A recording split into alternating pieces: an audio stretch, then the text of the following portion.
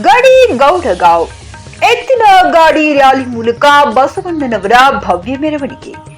ಹುಣಸೂರು ತಾಲೂಕಿನ ಗಡಿ ಗೌಡಗಾಂವ್ ಗ್ರಾಮದಲ್ಲಿ ವಿಶ್ವಗುರು ಬಸವಣ್ಣನವರ 892ನೇ ಜಯಂತಿ ಅಂಗವಾಗಿ ಎತ್ತಿನ ಗಾಡಿ ರ್ಯಾಲಿ ಮೂಲಕ ಮೆರವಣಿಗೆ ರವಿವಾರದಂದು ಜರುಗಿತು.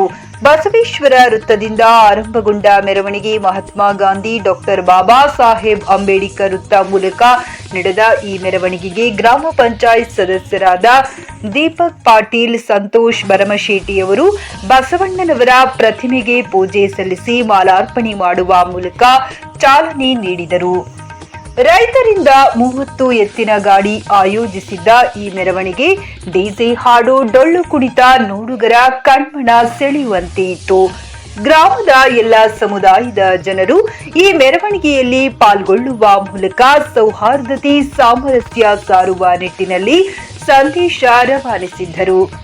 ಗ್ರಾಮ ಪಂಚಾಯತ್ ಉಪಾಧ್ಯಕ್ಷ ಸಂತೋಷ್ ಪುಲೆ, ಅನಿಲ್ ಕುಮಾರ್ ತಾಂಬಳೆ, ಶಬೀರ್ ಸಾಬ್ ಮುಜಾವರ್, ಸಂತೋಷ್ ತಾಂಬಳೆ, ದತ್ತಾತ್ರೇಯ ಮೆಟಕಾರಿ, ಮಹೇಶ್ ಭರಮಶೆಟ್ಟಿ, ಸತೀಶ್ ಸ್ವಾಮಿ, ಸೋಮನಾಥ ಭರಮಶೆಟ್ಟಿ, ಸಂಜೀವ್ ರೆಡ್ಡಿ, ಶಿವು ಭರಮಶೆಟ್ಟಿ, ಬಂಡೆಪ್ಪ ಮೇತ್ರೆ, ಮತಾಬ್ ಸಾಬ್ ಸೇರಿದಂತೆ ಉತ್ಸವ ಸಮಿತಿ ಸದಸ್ಯರು, ಬಸವ ಭಕ್ತರು ಪಾಲ್ಗೊಂಡಿದ್ದರು.